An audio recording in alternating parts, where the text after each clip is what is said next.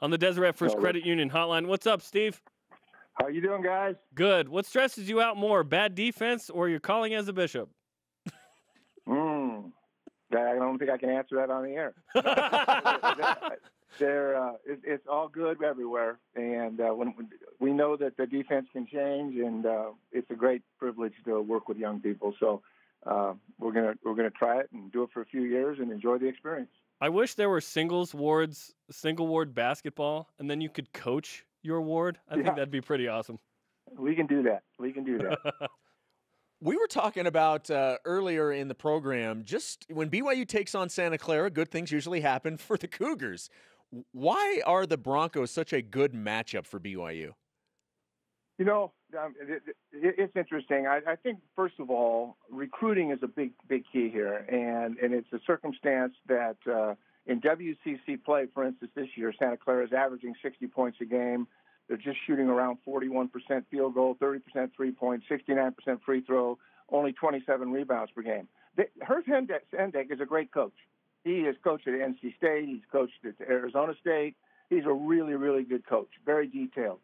But the recruiting, the next level for them, I mean, Jared Brownridge had a big game against BYU, and they won one game, I think, out of the last 15 or 16.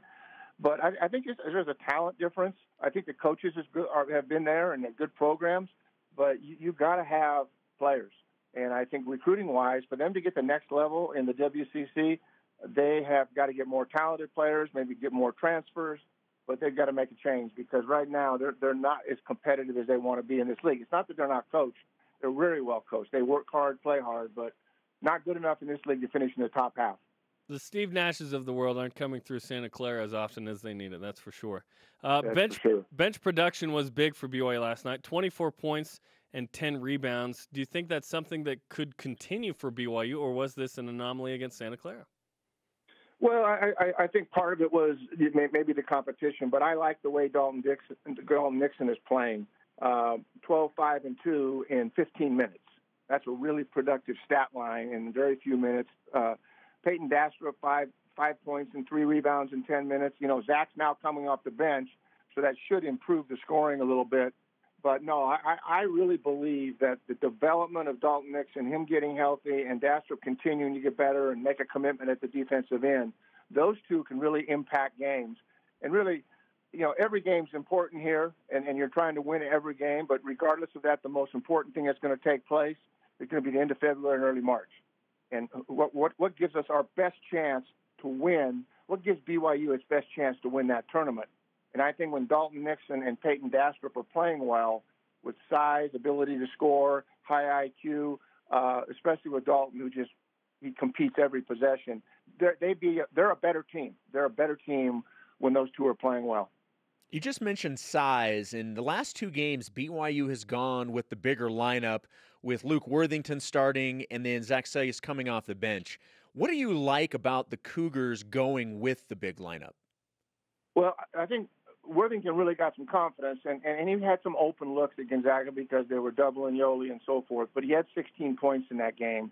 I like it because they're better defensively. They're a better rebounding team. You get extra shots. The space and pace, all of those things are good, but, BYU has been up and down in terms of shooting the ball. Zach Sellius plays hard, competes, but he hasn't been the three-point shooter that he probably would like to be or the coaches would like him to be. And so when you put a smaller and not as good a defender out there and that's not making baskets, you're better off going big. And I'll be honest with you, to beat St. Mary's, to beat Gonzaga, they're going to have to be big. And they're going to have to rebound, and they prove it every time they play those teams that they can take them right to the wire. We're talking just about a few possessions. I like a big lineup right now at this time of the year.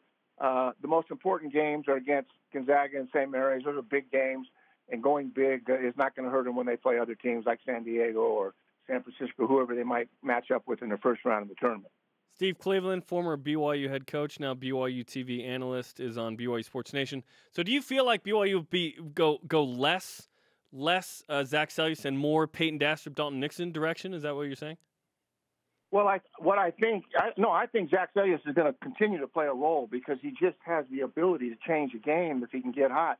But right now, Dalton Nixon fills the stat line. I mean, he's doing more than just scoring. He's rebounding, he's assisting, and he does things that don't even show up on the stat sheet, like how he fronts and defends and how he digs down on a post player. He does a lot of things that don't even show up. And Peyton Dastrup is relaxed enough now where he can make baskets. He still needs to continue to work on his aggression level and his ability to defend, but he is 6'9". And you know, you can't teach size. I mean, the nice thing is you get an extra rebound, extra possession. You can contest shots.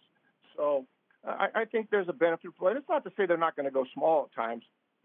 This coaching staff has a lot of experience, and when it's suitable to go small, they'll do so. And, you know, you got three really, really outstanding offensive players in Yoli Childs, Elijah Bryant, and TJ Haas. I mean, they can all score and at any time in a ball game. And so they don't need these other guys to do a lot of scoring. They can carry that load. And TJ's getting his confidence back. You can see that just at the right time at the end of the year. Peyton Dastrup's an interesting case because offensively you see him make a three, and then the question comes up from a lot of people, okay, why doesn't he play more? He's played 11 minutes in just one game this January to now. What is it that maybe he needs to do a little bit better to earn some more playing time? Well, I think he has really made some significant improvements, no question, about his understanding of how the game's going to be played. And so there's more maturity. But his aggression level, his competitiveness, it's got to be every possession. You can't take possessions off. And sometimes Peyton will kind of float a little bit. Defensively, he's going to be guarding bigs. He's got to play big. He's got to get guys off the block and make them shoot over them and through him. And that takes a real intensity, whereas that comes really natural to Dalton Nixon, even though he's undersized a little bit. That's where Peyton Dastrup gets to the next level, is he becomes a really intense, competitive defender and a rebounder, and not, in settings when they're up 20, but in games in times that it really counts. Coach, win tomorrow would give BYU 20 wins on the season. Dave Rose has won at least 20 games every season he has been the coach here in Provo. Can you put into perspective and explain just how hard that type of consistency is? Well, it's hard to win any games in that level, but the fact that what he's done is incredible. And you don't do it by yourself. And he'd be the first to tell you if he was on the show today. And no head coach does it by themselves. I think the continuity over the years of the staff and a program and administration and fans and students, there's been that continuity and that consistency which lends itself to not having up and down seasons. I think that BYU has played at an elite level. I mean, they've won pretty much close to 25 games a year, and so the 20. I don't think the 20 games is as significant as it used to be when you're playing 35 or 37, 38 games. So you look at it percentage-wise, but that number still sticks out. The fact is, Dave Rose and BYU have been more around that 25 games, winning games, and that's at an elite level, and he's done it year in and year out. So 20 is amazing. Don't get me wrong, but at the end of the day, they do play a lot more games than they used to back 20 years ago.